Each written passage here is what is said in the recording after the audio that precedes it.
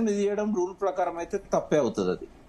ఇప్పుడు మరి మీరు మొన్న నా షోలో మాట్లాడుతూ చెప్పారు, నేను కాళేశ్వరం విషయంలో వర్షాలు పడొద్దని కోరుకుంటున్నా, అది బాగా వైరల్ అయింది. కానీ అన్నట్టే ఏంటంటే ఇప్పుడు వర్షాలు 11% లోటు ఉంది ఉత్తర తెలంగాణలో. నేను చెప్తాను ఒక్కొక్క చోట. మంచిర్యాలలో 36% లోటు, నిర్మల్ జిల్లాలో 28% లోటు, నిజామాబాద్ లో 27% లోటు, జగిత్యాలలో 29% లోటు, పెద్దపల్లిలో 33% లోటు, జయశంకర్ భూపాలపల్లి 24% లోటు. ఇవన్నీ కూడా కాళేశ్వరం ప్రాజెక్టుతో ఆధారపడి ఉన్న జిల్లాలు. హన్మకొండ జిల్లాలో 16% లోటు, కామారెడ్డిలో 11, సంగారెడ్డిలో 19, మెదక్లో 19, సిద్దిపేటలో 12% ప్లస్ ఉంది, జనగాంలో 20%. తర్వాత సో ఇవన్నీ కూడా వర్షపాతం లోటున్న జిల్లాలు. ఎస్పెషల్లీ కాళేశ్వరం ప్రాజెక్టు సూర్యాపేటలో 16%. సూర్యాపేట దాకా కూడా పోతాయి కదా, పోతాయి తుంగతుర్తి దాకా కూడా పోతాయి. అయితే నేను ఎందుకు ఇవన్నీ లోటు ఉన్నాయి. మరి మీ నోటి వాక్కో ఏందో తెలియదు కానీ మరి ఒకటి క్లారిటీ ఇస్తా. నేను ఎవరైతే బూతులు తిట్టారో వాళ్ళకి క్లారిటీ ఇస్తున్నా. వీళ్ళకి నిజంగానే కష్టాలు రావాలని నేను కోరుకోలేదు. కానీ నేను 3 ఏళ్ల నుంచి నేను గాని, కేసీఆర్ గాని, హరీష్ రావు గారు గాని, ఇంకెంతో మంది ఇంజనీర్లు గాని ఎంత మొత్తుకున్నా కాళేశ్వరం అనేది అర్థం కావట్లేదు ఎవరికి. అదొక ఏనుగులాగా అయిపోయింది. వీళ్ళేమో కళ్ళ గంతలు కట్టుకున్న వాళ్ళలాగా అయిపోయారు. కనీసం ఒక్కసారి వర్షాలు పడకపోతేనన్నా ఈ కాళేశ్వరం ప్రాధాన్యత ఏంది? ఈ అన్నిటికంటే ఒక ఇంపార్టెంట్ పాయింట్ నేను మీ ద్వారా ప్రజల దృష్టికి తేవాలనుకుంటున్నా. అసలు కాళేశ్వరం ప్రాజెక్ట్ అనేది ఒక ఇరిగేషన్ ప్రాజెక్ట్ గా చూడొద్దు భరత్ గారు. అప్ టు ఎక్కడి దాకా మిడ్ మానేర్ వరకు కూడా ఒక్క ఎకరం ఆయకట్లేదు. కాస్ట్ బెనిఫిట్ రేషియో అనేది కాళేశ్వరానికి అప్లై కాదు. అదొక థర్డ్ క్లాస్ రూల్, ప్రపంచంలో ఎక్కడ లేదు.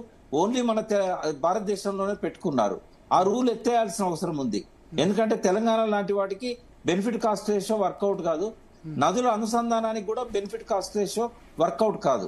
ఇవాళ 100 నదులను, అంటే దేశవ్యాప్తంగా ఉన్న అంతర్రాష్ట్ర నదులు కాకుండా గుజరాత్ లో గాని, మహారాష్ట్రలో గాని, అన్ని రాష్ట్రాల్లో, మధ్యప్రదేశ్, తెలంగాణ, ఇంటర్నల్ గా ఆ రాష్ట్రంలో ఉన్న ఉపనదులను ఒకదాంతో ఒకటి అనుసంధానం చేస్తున్నారు. ఉదాహరణకు సాబర్మతి నదిలో నీళ్లు లేనప్పుడు నర్మదా నుంచి పంపిస్తున్నారు. ఇక్కడ వేణగంగ నుంచి వేణగంగ గోదావరి బేసిన్ లో ఉంది, నల్గంగ అని కృష్ణా బేసిన్ లో ఉంది. దీని నుంచి దానికి అనుసంధానం చేస్తున్నారు. ఇక్కడ కూడా మనం ప్రాణహిత నుంచి మంజీరా, మానేరుకు అనుసంధానం చేశాం. ఇటువంటి వాటికి ఇప్పుడు కావేరీ బేసిన్ కు గోదావరి నీళ్ళని తీసుకుపోతారు. ఇక్కడ నుంచి కావేరీ దాకా ఆయకట్టు ఉండదు. కాస్ట్ బెనిఫిట్ రేషియో ఎట్లా వర్తిస్తుందండి దాన్ని? సో మీ కామెంట్స్, నేను అడిగిన మీ కామెంట్స్ ఎందుకు అట్లా చేశారని విమర్శలు వెలువెత్తాయి. కానీ మరి మీ కామెంట్స్ మహత్యం ఏందో, మీ నోటి మహత్యం ఏందో అట్లే ఉంది. వర్షాలు పడట్లేదు కాళేశ్వరం ఈ మేజర్ గా బెనిఫిట్ అయ్యే ప్రాంతాల్లో. అంటే నేను కూడా బాధపడుతున్నా, రైతులు బాధపడుతున్నారు. బట్ నేను ఎమోషనల్ అయ్యి నేను ఫ్రస్ట్రేషన్ తో ఎందుకన్నా చెప్పాను. ఎందుకంటే 3 ఏళ్ల నుంచి కాళేశ్వరం గురించి ఎంత చెప్పినా ఎవరికి ఎక్కుతలేదు. ఎక్కనప్పుడు ఏం చేస్తామండి? కరువు వస్తేనే వాల్యూ తెలిసేది అంటారు, అంతేనా? అందుకే కదా దాని ఉద్దేశంతో అన్నా గానీ వీళ్ళంతా బాధపడాలి, మంచినీళ్ళు దొరకద్దు, సాగునీరు దొరకద్దు అని ఉంటుందా నాకు? ఇప్పుడు మీరు చెప్పినట్టే జరుగుతుంది. మరి ఇది సేమ్ ఇట్లే సెప్టెంబర్ 30 వరకు కంటిన్యూ వర్షాలు లేవనుకోండి, అప్పుడు రైతాంగానికి తెలిసి వస్తుందా? కనీసం మొన్న పోయింది కదా పంపులు ఆన్ చేస్తామని, ఆ ఈశ్వర్ను ముందర పెట్టుకొని చాలా మంది రైతులు పోయారు, అరెస్ట్ అయ్యారు. నేను అనేది ఏంటంటే ఇట్లాంటి ధర్నాలు, ఈ ప్రొటెస్టులు జరిగితేనే ఎన్డీఎస్ఏతోనే అన్నారం సుందిళ్లలో నీళ్లు నింపించుకోవచ్చు అని చెప్పి ఒక ఆర్డర్ తెచ్చుకొని పంపులు ఆన్ చేస్తారు. మన కళ్ళ ముందట గోదావరిలో వందలాది టీఎంసీలు పోతా ఉంటే కిందికి పంపులు ఆన్ చేస్తే వస్తాయి కదా. ఇంతకంటే పెద్ద వరదలను అన్నారం సుందిల్ల దాటుకున్నది. మీకు ఒక విషయం చెప్తాను నేను. 2022 జూన్ జూలైలో 15 లక్షల క్యూసెక్కులు అన్నారం సుందిల్ల మీదకెళ్ళి వచ్చినాయి ఎక్కడికి మేడిగడ్డకు. మరి అప్పుడు తట్టుకున్నాయి. ఏం జరిగిందని ఎన్డీఎస్ఏ బంద్ పెట్టమన్నది దాన్ని. ఇంకోటి వాళ్ళు చెప్పిన రిపేర్లు అన్ని చేశారు. 2021 అక్టోబర్ తర్వాత అన్ని ఖాళీ చేయమన్నారు. కేసీఆర్ గవర్నమెంట్ ఖాళీ చేసింది. తర్వాత జూన్ లోపల రిపేర్లు అన్ని పూర్తి చేశారు. దాన్ని ఇన్స్పెక్షన్ చేశారు, పూణే నుంచి, బయట నుంచి వచ్చి, ఢిల్లీ నుంచి వచ్చి. మరి ఎందుకు నీళ్ళని నింపొద్దు అంటున్నది ఎన్డీఎస్ఏ? వాళ్ళకున్న అనుమానం ఏంటంటే ఇక్కడ మేడిగడ్డ దగ్గర కారణం తెలియలేదు భరత్ గారు. ఎందుకు కుంగిపోయింది అనేది ఈ రోజు వరకు కారణం ఎన్డీఎస్ఏకి తెలియలేదు, ఈ విజిలెన్స్ కమిటీకి తెలియలేదు, పీసీ ఘోష్ గారికి కూడా తెలియలేదు. అయితే తెలిస్తే మాత్రం ఈ కారణం అక్కడ అన్నారంలో సుందిళ్లలో ఉన్నదో లేదో వాళ్ళు పరిశీలించేవాళ్ళు. ఏ కారణం తెలియనప్పుడు అన్నిటిని అనుమానిస్తారు. దొంగ ఎవడో తెలియనప్పుడు ప్రతి ఒక్కరిని దొంగలాగానే చూస్తారు కదా.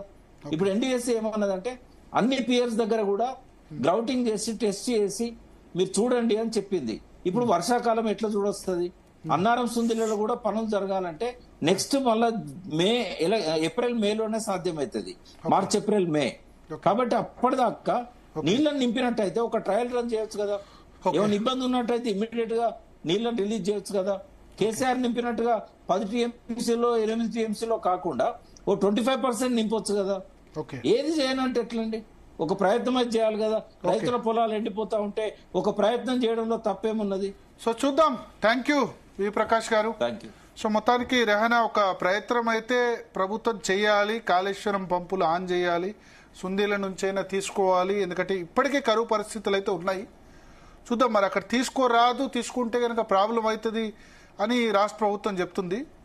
సో అందుకని మొత్తానికైతే నేను చెప్పినట్టు ఉత్తర తెలంగాణలో ఈ ప్రధాన ప్రాంతాలన్నింటిలో కూడా ఖచ్చితంగా ఒక విధంగా చెప్పాలంటే కరువు వాతావరణం అయితే ఉంది. ప్లస్ ఇప్పుడు కాళేశ్వరం కమిషన్ నివేదికను అసెంబ్లీలో ప్రవేశపెడతారు. సరే, అది పొలిటికల్గా కంటే రైతుల గురించి ఆ ప్రాంతంలో ముఖ్యంగా ఉత్తర తెలంగాణ రైతుల గురించి ఆలోచించాల్సిన పరిస్థితి ఖచ్చితంగా కనబడుతుంది. చిన్న బ్రేక్ తీసుకుందాం. బ్రేక్ తర్వాత చర్చ కంటిన్యూ చేద్దాం.